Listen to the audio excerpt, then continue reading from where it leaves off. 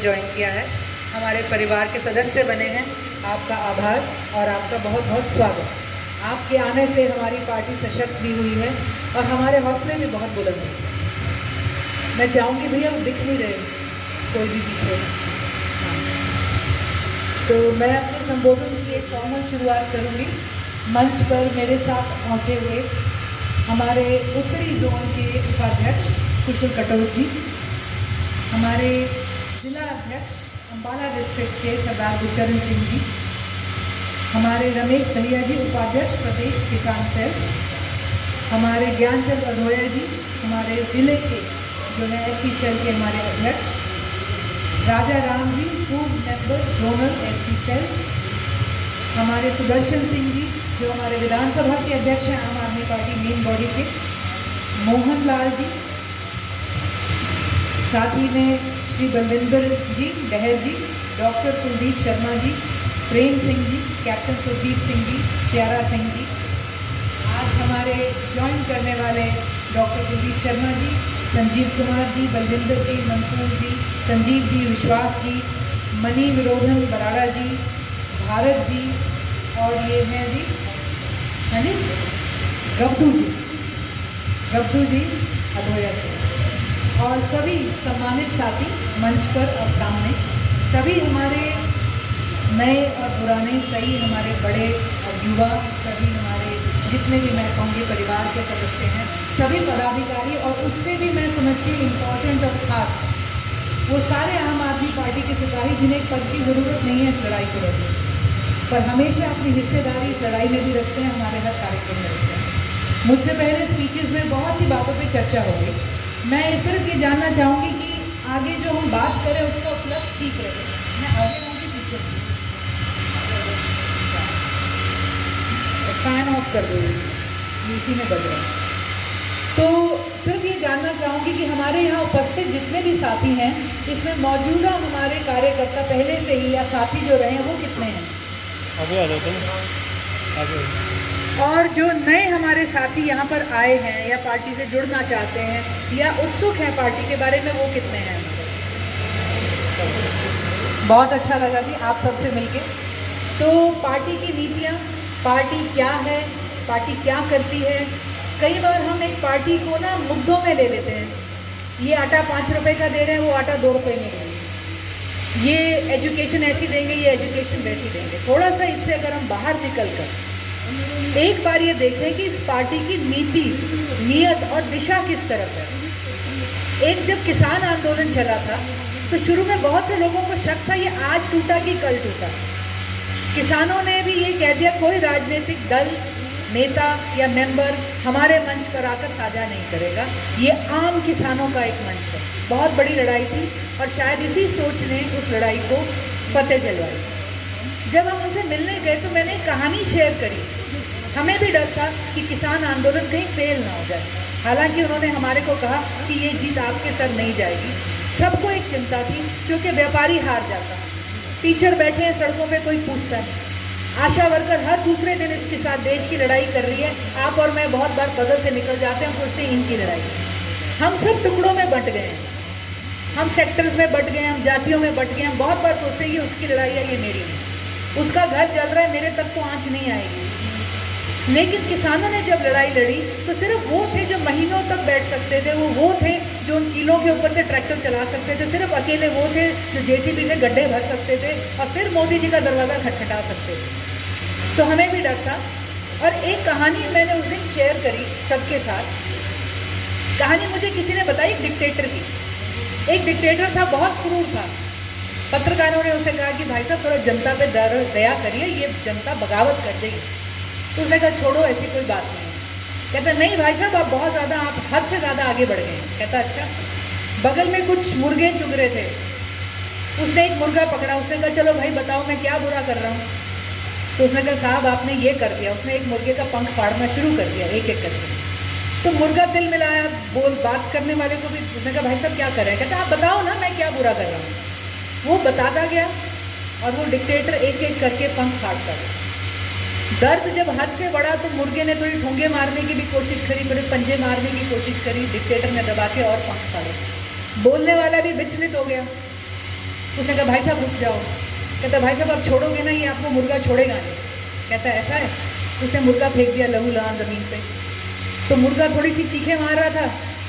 Dictator ने जेब से निकाल के दाने फेंके और मुर्गा चुगने लग गया और भूल गया सारी व्यथा, भूल गया सारे टॉर्चर, भूल गया वो पंख जो उधड़ के ज़मीन से शरीर से गिर चुके थे। हमने ये कहा कि ये किसान आंदोलन और ऐसे बहुत से आंदोलनों से हम भूल जाते हैं। जब चुनाव आएगा तो एक किसान सम्मान निधि में 600 रुपये अकाउंट में डलेगा या 2000 डाल देंगे। किसान कहेंगे देखो जी 2000 की घंटी बज गई। हमने कहा किसान भाइयों उस घंटी को ध्यान मत देना, आप आगे बढ़ते रहें। जो किसानों के साथ हुआ इकट्ठे हुए लड़ लिए। आज हमारे भी यही हाल है। हमारे पास भी कोई आए थे, चुने हमने थे, अच्छे दिन के वादे थे, आते ही कड़वी गोली देनी शुरू कर दी, कोई कुछ बोला नहीं। फिर आपकी जेब से आपके रुपए निकाल लिए, काला धन है भाई ये तो, हम चुप रहे। उसमें भी हमें एक देशभक्ति का मिसाल दे दी कि ये तो काला धन जो घूम के आएगा 15 लाख अकाउंट में घुसेंगे कहीं।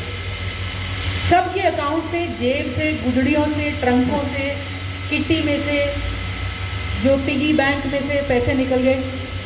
99% बैंक में पैसा चला गया। बैंक बैठे थे बड़े बड़े साहूकारों के पीछे ऐसे ही कुछ चुनिंदा बड़े बड़े देश के जो हमारे हैं पूंजीपति थे। आपने अपना पैसा डाल दिया वहाँ पे, सारा वाइट हो गया, पता ही नहीं चला ब्लैक क्या था। वाइट हो गया, चलो आपने सोचा बैंक में पैसा है, बैंक बड़े जिम्मेवार हैं, इन लोगों को पता है क्या करना है। पीछे से इशारा हुआ, बैंकों ने आपके पैसे लाखों करोड़ उनको दे दिए। उन्होंने नेताजी के कान में बात करी, भाई अब पैसे वापस नहीं करने। उन्होंने कहा बैड लोन है, इन्होंने माफ़ कर दिए। मरा कौन? मर गए सारे जिन्होंने पैसे डाले। डिक्टेटर ने पैसे ले लिए, फिर जीएसटी लगा दी, फिर छोटे लोगों के काम छीन लिए, फिर हमारी बंदी एक और लगी कोरोना की। छोटा छोटा काम करने वाला दिहाड़ी वाला मर गया, जनता बैठी है, डिक्टेटर लिए जा रहा है। फिर हमारे बच्चों की नौकरियां छीन ली हमारे हाथों से, हम अब भी बैठे हैं। आपको कभी थाली दे दी नौकरी लेने के बाद, फिर उसके बाद आए तो अब चिराग दे दिया आपके हाथ में, आपके बच्चों की पढ़ाई ले ली गरीबों की। हम अब भी चुप बैठे हैं, हमारे साथ भी वही हो रहा है। फिर उसके बाद आगे चलते चलते आप अग्निवीर में आपके बच्चे डाल देंगे, अग्निपथ पे, किसी का कुछ नहीं जा रहा है। लेकिन ये सब ये डिक्टेटर हमारे साथ हो रहा है। हम उन मुर्गियों से बहुत ज़्यादा अलग नहीं है। हमारे को भी ना जाने क्या दाना डाल दिया जाएगा।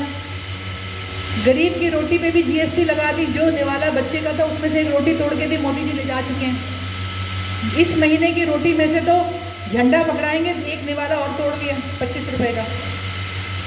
हम इस हालात में हैं, हम इस भाव में, हम इस मुश्किल में जी रहे हैं। हमारे यहाँ क्राइम बढ़ रहा है, कोई शक परेशानी, किसी को शक नहीं होना चाहिए क्यों हो रहा है। हमारे यहाँ नशा बढ़ रहा है, किसी को शक नहीं होना चाहिए क्यों हो रहा है। हमारे यहाँ युवा जो हैं आत्महत्या पे टंग रहे हैं, किसी को शक नहीं होना चाहिए क्यों हो रहा है। हम भी जिम्मेवार हैं। हम 14 में भी जिम्मेवार थे, हम 19 में भी जिम्मेवार हैं, 24 में हम क्या जिम्मेवारी निभाएंगे। ये है, ये राजनीति से जुड़ने के मैं समझती हूँ मायने हैं, और ये इस टोपी के या किस पार्टी का झंडा उठाया उसके मायने हैं। कमल खिलता है लेकिन नीचे कीचड़ में ही खिलता है हमेशा। एक जगह थी जिन्होंने इस पार्टी को, इस टोपी को अपनाया 2014 में, दिल्ली ने। आज उनके स्कूल देखो, आज आप उनके अस्पताल देखो। सड़क पे दिल्ली की कोई महिला जाएगी तो मुफ्त में, उस पूरे देश से कोई आ जाए तो उसको मिलेगा मुफ्त की सवारी। सड़क पे कोई युवा, नौजवान, कोई बुजुर्ग एक्सीडेंट में गिर जाता है, जो अस्पताल उठा के ले जाएगा उसे 2000 रुपये और परिश्ते का सर्टिफिकेट मिलेगा। और उस बंदे पे चाहे 1 लाख खर्च हो, चाहे 1 करोड़ सरकार खर्च करेगी। आज ये हमारे देश में हो रहा है। हमें लगता है ऐसा कभी हो सकता है? जब ये लोग करने लगे तो इन्हें रेवड़ियाँ बोल दिया जाता है। रेवड़ी पे तो मैं समझती हूँ केजरीवाल जी से बढ़िया कोई जवाब हो ही नहीं सकता। और अगर ये रेवड़ियाँ हैं तो मैं कहूँगी कि हमें रेवड़ी ही दे दो, हमें रेवड़ियाँ ही चाहिए। अब आप आज एक पार्टी से जुड़ रहे हैं, मैं समझती हूँ गर्व की बात है कि हम इस पार्टी के साथ जुड़ रहे हैं जिसने जो भी सरकार चलाई प्रदेश में। आज पूरे देश में एक ही सरकार है स्टेट की जो उधार में नहीं है। हम पे 1.25 लाख करोड़ का हरियाणा पे उधार हो चुका है। ये 60,000 करोड़ था 2014 के करीब। आज देश तो ना जाने कितने उधार में है। सिर्फ दिल्ली की सरकार है जहाँ 7,000 करोड़ से भी ऊपर, लगभग 8,000 करोड़ के करीब सरप्लस पैसा है। और आप देखना ये कहानी पंजाब में दिन ब दिन बदलती चली जाएगी। पंजाब के बच्चे पढ़ेंगे, पंजाब के बच्चे देश में IITs क्रैक करेंगे। आज नहीं तो 1 टर्म 2 टर्म, देखो जी पौधा लग के फल देने में समय लगता है, पर उतना लगेगा, नियत में कोई समय नहीं लगेगा। आज हमारी बारी है, हमने हरियाणा में क्या करना है आप देखिए। आप 2 बड़े शहरों के पास बैठे हैं, इंडस्ट्रियल एरियाज़ के पास बैठे हैं। आज हम फैक्ट्री वालों से पूछे क्या चल रहा है, किसानों से पूछिए क्या चल रहा है, बेरोज़गारी में जो यहाँ युवा बैठे, मैं आपको बता दूँ आप देश में नंबर 1 हो बेरोज़गारी में। पूरे देश में कोई प्रदेश ऐसा नहीं है जहाँ हमारे जितने बुरे हाल हैं। आज भी इसी पार्टी का झंडा उठाना है, आज ही लोगों को करना है कि हमने एक बदलाव का एजेंट बनना है। अगर बनना है तो मैं आपसे कहती हूँ आम आदमी पार्टी में जुड़िए। आज जब हम खड़े होकर, मैं युवाओं को बता भी दूँ एक आंकड़ा मैं हमेशा शेयर करती हूँ, हम बेरोज़गारी में नंबर 1 है 26%, मतलब हर 4 में से 1 बच्चा बेरोज़गार गारंटीड है। और जो 20 से 25 साल की उम्र का बच्चा है, मतलब जिसने अभी कोई ट्रेनिंग या कोचिंग ख़त्म करी है, आज नौकरी ढूंढने जा रहा है, कल जाएगा, पिछले साल गया था, उसमें से 85% बेरोज़गार हैं। 100 में से 85 हमारे बेटों को, बच्चों को नौकरी नहीं मिलेगी। आज हम इस सरकार में बैठे हुए हैं और कौन सा दाना खाना है ना जाने, चुनाव के टाइम कौन सा दाना डालेंगे। राष्ट्रवाद लकीर खींचता है, देशभक्ति जोड़ती है। हम देशभक्ति की बात करें। केजरीवाल जी ने एक बात कही है, हमारी पार्टी के 3 उसूल हैं, कट्टर देशभक्ति, कट्टर ईमानदारी, ना खाएंगे ना खाने देंगे, आपका पैसा आप पे लगेगा, और तीसरी बात उन्होंने कहा इंसानियत। जब पॉलिसी बनती है, सरकार for the people, of the people, by the people है, भाई वो बनी इसलिए थी कि पॉलिसी भी for the people, of the people, by the people हो। नीति वो हो जिससे आपको आज सहूलियत मिले, सांस आए, कल आपका काम चले, 4 दिन बाद चले आप ऊपर बढ़े। ये जो रेवड़ियों में आपका मन बहका रहा है, कोई देश में रेवड़ी खा ही नहीं सकता। जो सर पे टोपी पहनी है, माचिस की तीली है, नमक की डब्बी है, साबुन की टिक्की है, हर चीज़ पे आप टैक्स दे रहे हो। गांव के गरीब से गरीब घर के अंदर भी कोई एक मैट, टुकड़ा, प्लास्टिक का कागज भी पड़ा है, उस पर भी वो टैक्स दे के आया है। कोई मुफ्त नहीं चल रहा है काम, लेकिन आपसे लिया जा रहा है। देते वक्त आपको कह देते हैं भाई टैक्स पेयर तो बड़े कम हैं, टैक्स पे करो।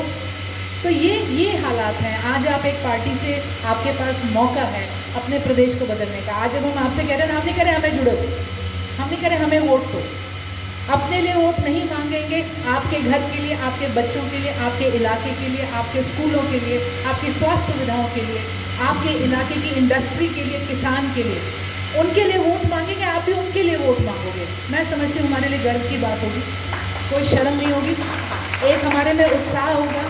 ये बदलाव है, ये बदलाव है, हम ला सकते हैं। हमें कहेंगे कि कुछ नहीं बदलेगा, ये हताशा हमने लोगों की बदलनी है। हमें कहेंगे सारी पार्टियां एक सी हैं, हमने एक नई तस्वीर दुनिया को दिखानी है। तो आज हम जब जो साथी हैं, मैं कहूँगी आप हमसे जुड़े। कोई कुछ कहे, हमारी लड़ाई समय के साथ दिन ब दिन आसान होगी। हम दिन ब दिन हम समय के साथ तगड़े भी होंगे। हमने अपना विश्वास, अपनी बात आगे रखने की भी इतनी सी हमने हिम्मत करनी है। तो आप सब इतनी देर से बैठे हैं, इस माहौल में बैठे हैं, इसके लिए बहुत बहुत धन्यवाद। इतना खूबसूरत कार्यक्रम का आयोजन डॉक्टर साहब को, सभी जॉइनीज़ को, हमारे सभी, मैं कहूँगी स्थानीय नेता और टीम को, आपको बहुत बहुत इसकी शुभकामनाएं। चर्चाएं बहुत हैं, स्कीम्स एक से एक हैं।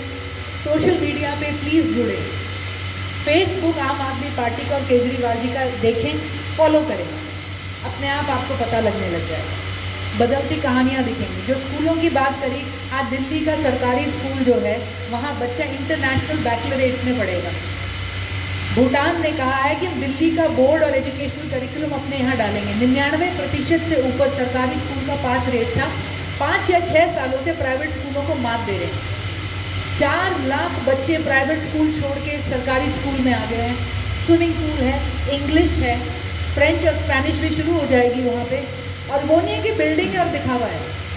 जिस कॉलेज में, IIT में केजरीवाल जी का बेटा अब की बार एडमिशन लेके गया, दिल्ली स्कूल का, प्राइवेट स्कूल का एक गरीब बाप का बेटा भी आज उसी स्कूल में IIT में एडमिशन लेके गया। केजरीवाल जी ने अपनी उपलब्धि अपने बेटे की नहीं गिनाई, उन्होंने उस बच्चे की गिनवाई कि ये बच्चे की उपलब्धि है। सरकार ने कहा कि सब बाहर जा रहे हैं, बड़े इंस्टीट्यूट के लिए कोचिंग करते हैं, सरकार ने कोचिंग सेंटर अपने खोल दिए कि पढ़ाई भी करो और कोचिंग करनी है, IIT की, IIM की, जिस भी उसकी कोचिंग करनी है सरकार कोचिंग करवाएगी। ये है क्षमता बनाना। हमारे पूत कमाऊ होंगे तो हमें शिकायत किस बात की होगी?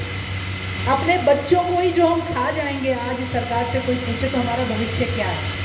हमने चुनी थी सरकार, हम डिक्टेटरशिप में नहीं हैं। आज बड़े दुख की बात है कि हमें याद दिलाना पड़ रहा है, जगाना पड़ रहा है कि उठो, बोलो, हम आज़ाद हैं, अधिकार है। और हम सबसे एक ही बात कहते हैं, आप नहीं आ सकते धरने में मत आओ, आप समर्थन खुल के नहीं दे सकते मत दो, पर डरो मत, वोट ज़रूर करना और सपोर्ट ज़रूर करना। तो आज इस कार्यक्रम में जुड़ने के लिए, पार्टी से जुड़ने के लिए, आगे की मुहिम में हम आशा करते हैं आप जुड़ेंगे, बात करेंगे, चर्चा करेंगे। आप सबका धन्यवाद। पार्टी में स्वागत है। सभी हमारे साथियों को एक बार पुरस्कार। मैं डॉक्टर कुलदीप शर्मा जी के लिए शुभकामनाएं मैं दे चुकी हूँ। डॉक्टर साहब को एक खास वेलकम। और मैं आपको बताऊं कि मैंने जब बात करी, मैंने कहा डॉक्टर साहब ज्वाइन करें, तो मैंने जिससे भी बात की उन्होंने कहा डॉक्टर साहब राजनीति में नहीं है पर उनकी पहचान है। तो मैं समझती हूँ हमें लीडर बहुत सारे चाहिए। राजनीति अकेला पटल नहीं है, बदलाव ज़मीन पे होगा, हम सिर्फ एक माध्यम हैं। तो आपका आज इस समर्थन हमारे लिए बहुत खुशी की बात है। धन्यवाद।